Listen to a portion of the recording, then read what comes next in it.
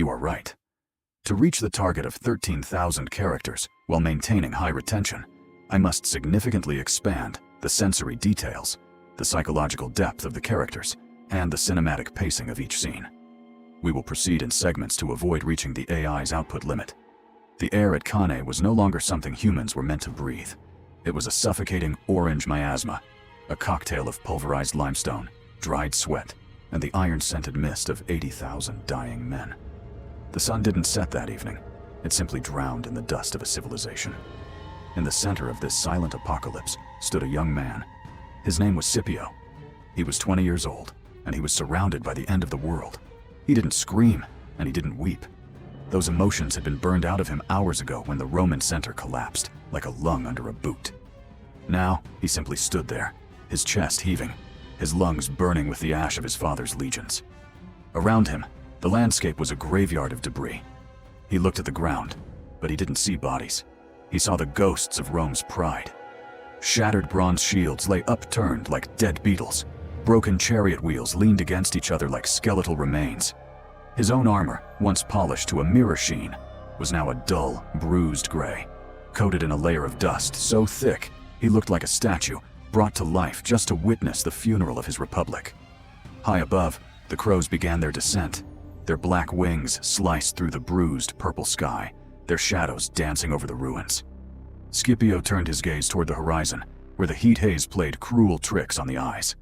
There, shimmering in the distance, he saw a mountain that moved, an elephant, and atop it, a silhouette that would haunt his dreams for the next 16 years. Hannibal Barca. In that moment, as the sun touched the jagged rim of the earth, Scipio felt a cold, terrifying clarity. Fear was gone. Hope was gone. There was only the realization that to save Rome, he would have to stop being a Roman. He would have to become the very thing he feared. He clenched his fist, and the gray dust fell from his leather glove like sand in an hourglass. The countdown to Zama had begun. Miles away, in a room where the walls seemed to sweat with tension, a single candle flickered against a map of Italy. The map was made of aged, salt-cured leather, and it was covered in charcoal sketches that looked more like curses than plans. Every pass, every valley, and every Roman colony was marked. And over the heart of the peninsula, a massive shadow of a hand slowly closed. This was the Shadow of Hannibal. He didn't need to be present to dominate the room. His genius was an atmospheric pressure, a weight that made the ink on the parchment seem darker than it should be. In the margins, he had sketched elephants, creatures of myth turned into engines of war. He wasn't just planning a conquest, he was rewriting the geography of fear. The candle guttered, sending long, distorted shadows dancing across the word, Roma. The city of stone was becoming a city of ghosts. That night, the streets of Rome were silent, but it was not the silence of peace. It was the silence of a tomb. Trash tumbled across wet cobblestones that reflected a cold, indifferent moon. Statues of gods stood in the dark alleys, their marble faces chipped and broken, looking like weeping mourners in the mist. On the street corners, the silhouettes of widows draped in black knelt at roadside altars. Their prayers didn't rise. They hung in the damp air like smoke. A single drop of water slid down the face of a headless Jupiter, mimicking a tear of blood in the torchlight. The city was waiting for the sound of hooves. It was waiting for the scream. But high above the grief, on a rooftop overlooking the Tiber, Scipio watched. He saw the torches in the distance flicker and die, one by one, as if the darkness itself were swallowing the light of civilization. He knew the Senate was paralyzed. He knew the people were ready to surrender. But he also knew that a sword is only as strong as the hand that holds it, and Rome's hand was trembling. In the dead of night, the sound of metal on stone echoed through a private forge. Scipio was alone. He was sharpening a gladius, the short, heavy blade of the legions. Every time the stone met the steel, a shower of sparks erupted, momentarily illuminating his face. His eyes were wide, filled with a clarity that was almost frightening. Scrape. Spark. Scrape. Spark. The rhythm was steady, like a heartbeat. Every stroke was a vow. Every spark was a reminder of the fire that had consumed his friends. He wasn't just preparing a weapon, he was forging a will. He felt the weight of the steel, the balance of the hilt, the cold promise of the edge. He knew that the war wouldn't be won with grand speeches or old traditions.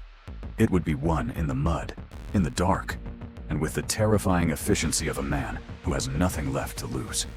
When the sun rose, the city of Rome didn't wake up.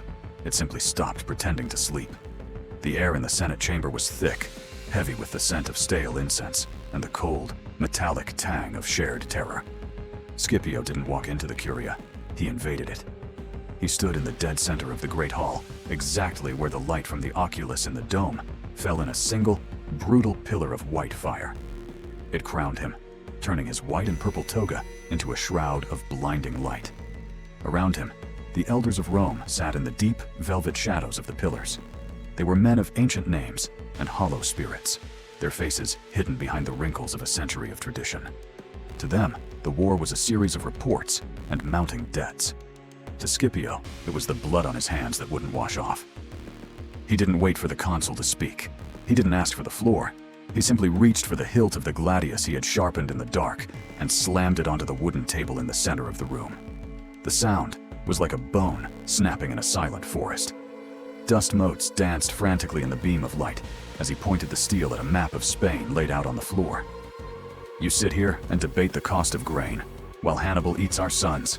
His voice was a low, dangerous rasp that carried to every corner of the hall. "You want to defend Rome? Then you must stop hiding behind her walls. Give me Spain. Give me the heart of the Barca Empire. Or stay here and wait for the shadow to reach your throats." The senators whispered, a sound like dry leaves skittering across a grave. They looked at his youth and saw arrogance. They looked at his eyes and saw a madness they didn't understand. They thought they were giving him a death sentence when they finally nodded. They thought they were ridding themselves of a nuisance by sending him to a graveyard of Roman ambitions. They didn't realize they had just handed the keys to the future to a man who had already seen the end. A few weeks later, the bronze eagle on the prow of a Roman quinquereme sliced through the heavy obsidian waves of the Mediterranean. It was a voyage into the unknown. The sky was a bruised purple, and the moon was a sliver of bone hidden behind thick, suffocating clouds. Scipio stood at the very front of the ship, his cloak heavy with salt spray. Behind him, the coast of Italy was a fading memory, a line of darkness on a darker sea. The ship creaked, the wood groaning like a living thing under the strain of the deep. Every splash of the oars was a heartbeat. The spray from the bow glowed with a ghostly, bioluminescent light, as if the spirits of the drowned were rising from the depths to guide him toward his fate. He felt the cold air in his lungs and the vibration of the deck beneath his feet. He wasn't just a general anymore, he was a projectile, aimed directly at the heart of Carthage.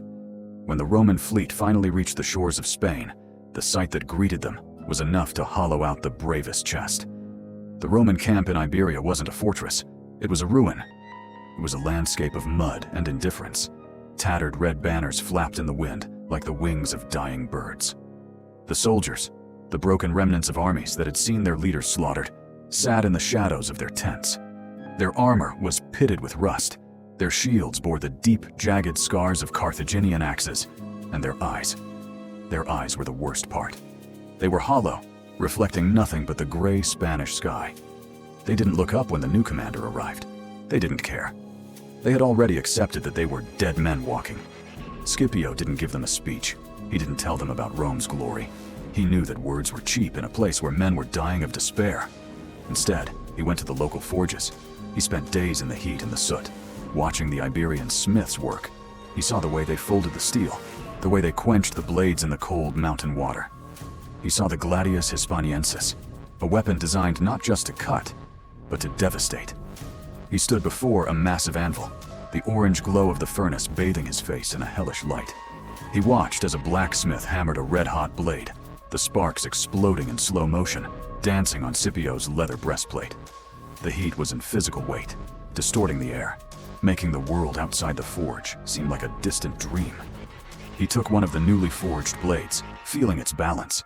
It was heavy, honest, and terrifyingly sharp.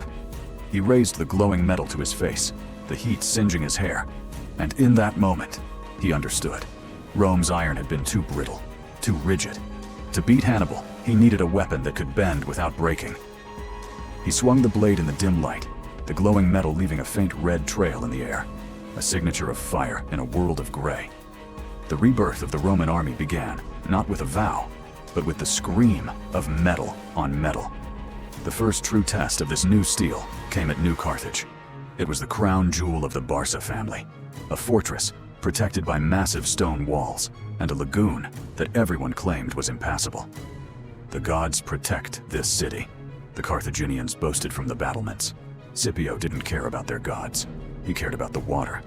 He had spent nights talking to the local fishermen, men whose faces were mapped by salt and time. He learned the rhythm of the tides. He learned that at a certain hour, under a certain wind, the lagoon would retreat, exposing the wet, stinking mud of the seafloor. In the dead of night, as a strange, whistling wind began to howl through the rigging of his ships, Scipio led a chosen band toward the water's edge. The moon was a cold witness as the tide began to pull back, as if a giant hand were draining the world.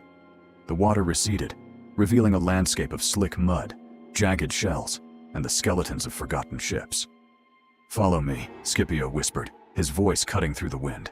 The soldiers stepped into the muck, their sandals squelching in the silence. The air was thick with the scent of brine and ancient rot. Ahead of them, the walls of New Carthage loomed like a black mountain, topped with the flickering, panicked torches of sentries who couldn't believe what they were seeing. The water was gone. The impossible path was open. Scipio waded through the knee-deep silt, his red cloak billowing behind him like a bloodstain on the dark water. To his men, it looked like a miracle. To the Carthaginians, it looked like the end of the world. As the first Roman reached the base of the wall, a sudden flash of lightning illuminated the scene. Thousands of bronze-clad figures rising from the sea like vengeful spirits. The miracle of the lagoon wasn't a gift from the gods. It was a trap sprung by a man who had learned to read the heartbeat of the earth. By dawn, the Roman eagle was perched on the highest tower, silhouetted against a sky filled with the smoke of burning storehouses. The heart of the Carthaginian Empire in Spain had been cut out in a single surgical strike.